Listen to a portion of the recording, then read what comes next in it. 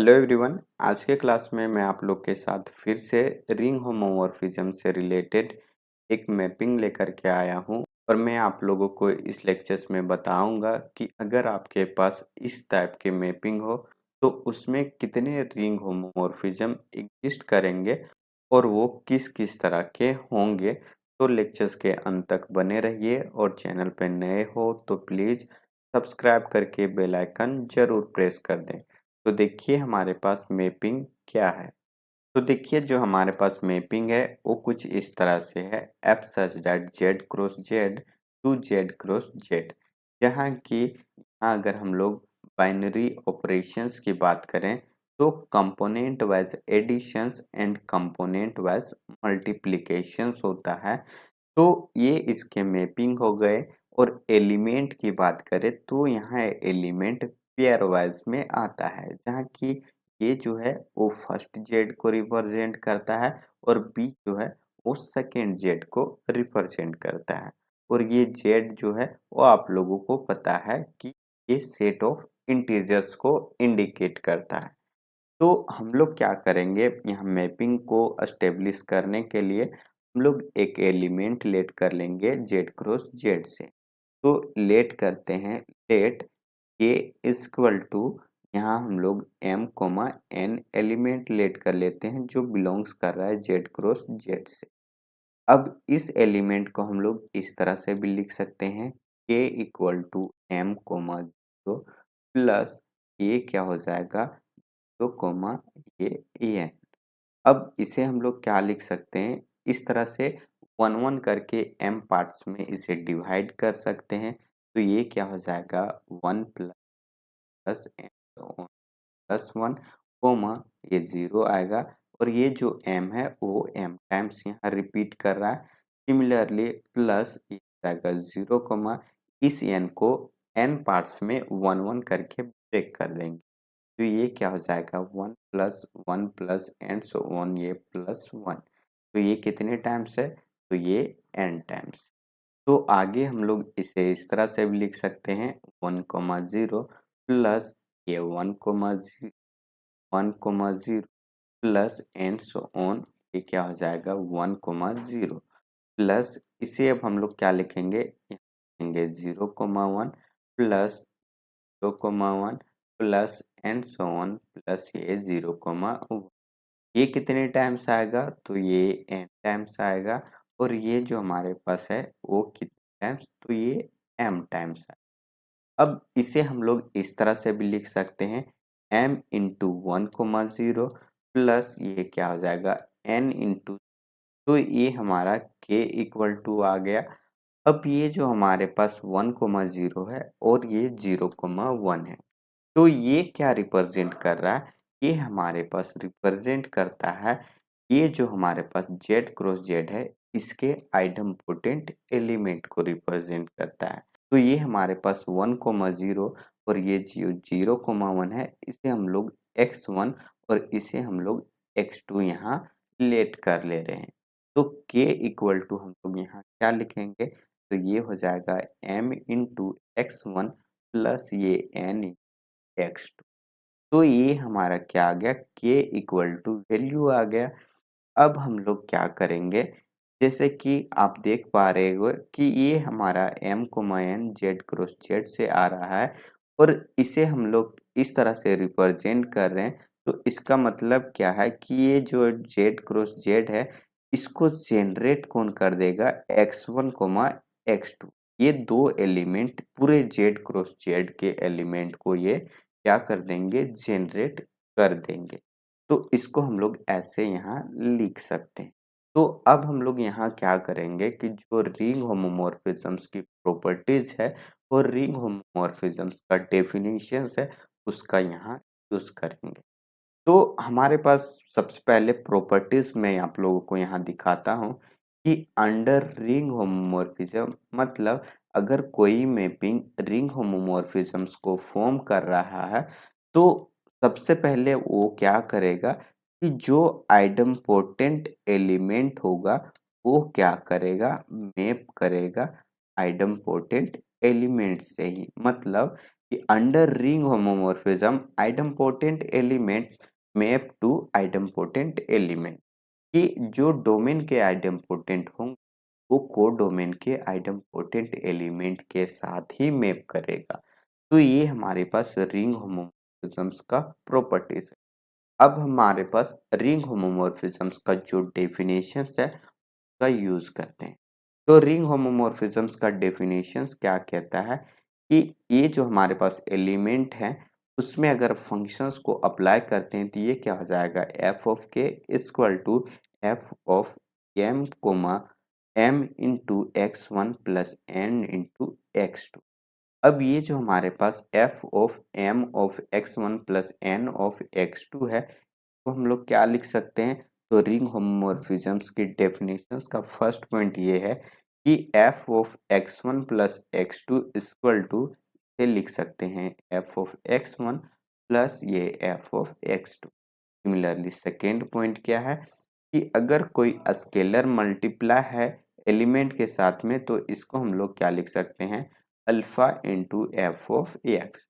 तो ये दोनों प्रॉपर्टीज को यूज करके यहाँ हम लोग इसको सेपरेट करके लिख सकते हैं इस तरह से। ये क्या हो जाएगा, m into f of x one plus n into f of x. तो ये जो हमारे पास आया हुआ है, अब इस k के जगह पे ये जो हमने लेट किया हुआ था m को एन उससे यहाँ रख सकते हैं। तो ये क्या हो जाएगा, f of m n. F of m n equal to क्या मिला, m into f of x one plus n into f of x two. F of x one और ये एफ ऑफ एक्स टू क्या represent कर रहा है, तो ये आइडम्पोटेंट एलिमेंट को ही रिप्रेजेंट कर रहा है। और ये आइडम्पोटेंट एलिमेंट कहाँ के होंगे, तो ये आइडम्पोटेंट हमारा कोडोमेन, क्योंकि आप देख पा रहे हुए कि जो हमने के लेट किया हुआ था m कोमा n को हम लोग किस फॉर्म में दिखा दिए हुए, तो ये हमारे आइडम्पोटेंट एलिमेंट के कॉम्बिनेशंस में दिखा दिया हुआ है। तो जो हमारे पास आइडम्पोटेंट एलिमेंट होगा वो मैप कर रहा है आइडम्पोटेंट एलिमेंट। तो जो हमारे पास जेड क्रॉस जेड के पास आइडम्पोटेंट एलिमेंट होता है वो किस फॉर्मेट में होता है, तो वो होता है 0,0, ये हो जाएगा 1,0, यहाँ आएगा 0,1 और ये क्या हो जाएगा 1,1। तो ये चार एलिमेंट होते हैं वो आइडम्पोटेंट एलिमेंट होते हैं कहाँ, जेड क्रॉस जेड में। तो ये आइडम्पोटेंट एलिमेंट हमारा मैप करेगा एफ ऑफ एक्स वन और एफ ऑफ एक्स टू के फॉर्म में। तो ये जो एफ ऑफ एक्स वन है वो इसके एलिमेंट है और एफ ऑफ एक्स टू इसके एलिमेंट है। तो जो एफ ऑफ एक्स वन के पास चॉइसेस है वो कितना है, वो इतना ही होगा। वो क्या क्या है, 0,0,1,0 आ जाएगा 0,1 और ये क्या हो जाएगा 1,1। Similarly f of x two के पास भी यही चॉइसेस है, क्या होने का 0,0,1,0 0,1 और ये 1। तो ये हमारे पास आइडम्पोटेंट एलिमेंट में। अब हम लोग क्या करते हैं, एक एक करके मैप कर देते हैं केस डिफाइन करके। तो केस वन में हमारे पास क्या आएगा, इस फर्स्ट एलिमेंट को हम लोग पकड़ते हैं और इसे हम लोग चारों के साथ मैप करवा देंगे। तो फर्स्ट आइडम्पोटेंट एलिमेंट हमारे पास 0,0 है।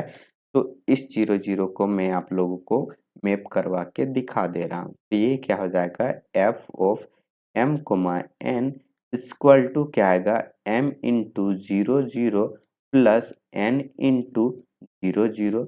तो ये क्या हो जाएगा 0,0। तो ये हमारे पास फर्स्ट मैपिंग आ गया। सिमिलरली सेकेंड क्या आ जाएगा, f of m n equal to m into 0,0 plus n into a second वाला को लेंगे तो ये क्या हो जाएगा 1,0। तो ये हमारे पास क्या आ गया, n zero mapping. Similarly third क्या हो जाएगा, तो ये m comma n equal to m into 0,0 plus ये एन इंटू 0,1। तो ये हमारे पास क्या आ जाएगा 0n आएगा। Similarly f of m comma n equal to m into 0,0 plus n into 1,1। तो ये क्या आ गया n कोमा एन। तो ये 4 मैपिंग हमारे पास केस 1 में मिल जाएगा और ये जो चारों हैं वो सभी के सभी रिंग होमोमॉर्फिज्म्स फॉर्म करता है। जैसे कि पिछले लेक्चर्स में मैंने आप लोगों को एक मैपिंग बताया हुआ था f such that Z cross z z में और दूसरा मैपिंग हमारे पास था f such that z two cross z में। तो इसमें से बताया हुआ था कि किस किस तरह के रिंग होमोमॉर्फिज्म्स आपको मिलते हैं। तो ये चारों क्या होगा रिंग होमोमॉर्फिज्म्स फॉर्म कर जाता है। अब हम लोग सेकेंड एलिमेंट लेते हैं और फिर हम लोग क्या करते हैं चारों से मैप करवा देंगे। तो यहाँ से हमारे पास क्या आ जाएगा, तो यहाँ से हमारे पास केस 2 को डिफाइन करते हैं हम लोग। तो केस 2 क्या आएगा 1,0 equal to f of m comma n equal to ये हो जाएगा एम इंटू 1,0 प्लस ये एन इंटू 0,0 इक्वल टू ये क्या आ गया m,0। सिमिलरली सेकेंड क्या हो जाएगा f of m comma n equal to m into 1,0 plus n into 1,0 equal to ये आ गया m plus n comma 0। Similarly third क्या हो जाएगा f of m comma n equal to m into 1,0 plus n into 1, ये क्या आ जाएगा कोमा एन। सिमिलरली ए क्या हो जाएगा हमारे पास f of m comma n equal to m into 1,0 plus n in 1,1। तो ये हमारे पास क्या आ जाएगा m प्लस एन कोमा ये एन। तो ये चार मैपिंग हमारे पास एग्जिस्ट कर सकते हैं। अब इन चारों में से जैसे कि आप लोगों को मैंने पिछले लेक्चर्स में बताया हुआ था कि ये सम के फॉर्मेट वाले जो हैं वो रिंग होमोमॉर्फिज्म्स नहीं डिफाइन करता है। तो ये और ये हमारा कैंसिल्स हो जाएगा। तो फर्स्ट एंड थर्ड जो होगा वो रिंग होमोमॉर्फिज्म्स फॉर्म कर जाएगा। तो इस केस से हमारे पास दो रिंग होमोमॉर्फिज्म्स मिल गए। तो अब हमारे पास केस 3 होगा। तो केस 3 में से हमारे पास आइडम्पोटेंट एलिमेंट कौन आएगा, तो ये 0,1 वाला आएगा। तो यहाँ से देख सकते हो ये 0,1 है। अब f of m comma n equal to m into 0,1 plus ये एन इंटू 0 इक्वल टू ये आएगा 0,1। Similarly f of m n equal to m into 0,1 plus n into 1,0 equal to ये क्या हो जाएगा एन कोमा एम। तो अब हमारे पास जो थर्ड मैपिंग है वो क्या है f of m comma n equal to m into 0,1। तो ये हमारे पास आएगा 0,m प्लस। सिमिलरली फोर्थ क्या आएगा f of m comma n equal to m into 0,1 plus n into 1,1 equal to ये क्या बनेगा एन कोमा एम प्लस। तो ये हमारे पास चार तरह का मैपिंग यहाँ मिलेगा। अब इन चारों में से जो हमारे पास एग्जिस्ट करेंगे वो फर्स्ट एंड सेकेंड होगा, थर्ड एंड फोर्थ रिंग होमोमॉर्फिज्म्स नहीं फॉर्म करता है।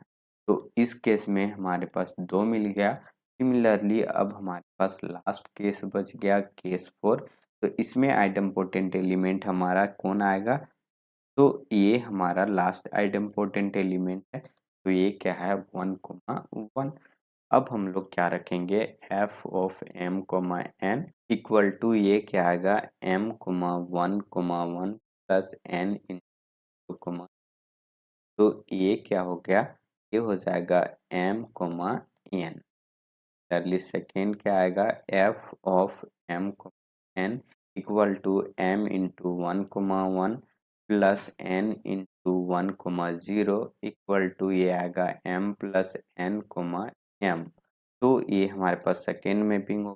थर्ड क्या आएगा f of m comma n equal to m into 1,1 plus n into 0,1 equal to ये आ जाएगा m m into a m plus n. तो ये हमारे पास थर्ड मैपिंग आ गया। अब last f of m comma n equal to m into 1,1 plus n into 1,1।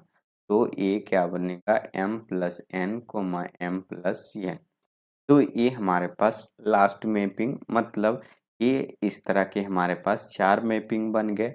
अब इन चारों में से जो हमारे पास रिंग होमोमॉर्फिज्म्स होगा वो सिर्फ फर्स्ट वाला होगा। हाँ, सेकेंड, थर्ड एंड फोर्थ सभी में ये सम वाला फॉर्मेट आ रहा है और ये तीनों रिंग होमोमॉर्फिज्म्स नहीं फॉर्म करता है। तो फोर्थ केस से हमारे पास एक रिंग होमोमॉर्फिज्म्स बन गया। तो टोटल रिंग होमोमॉर्फिज्म की बात करें तो टोटल क्या हो गया, 4 प्लस 2 प्लस 2 प्लस 1। तो ये कितने हो गए, तो टोटल 9 रिंग होमोमॉर्फिज्म्स बन जाता है। कब, जब हमारे पास मैपिंग कुछ इस तरह से डिफाइन हो, f such that Z cross Z to Z cross z. तो इस तरह से हमने आप लोगों को दिखा दिया हुआ है कि अगर हमारे पास इस तरह का मैपिंग हो तो हमारे पास किस किस तरह के रिंग होमोमॉर्फिज्म्स एग्जिस्ट करेंगे और कौन से केस में कितने रिंग होमोमॉर्फिज्म्स हो सकता है।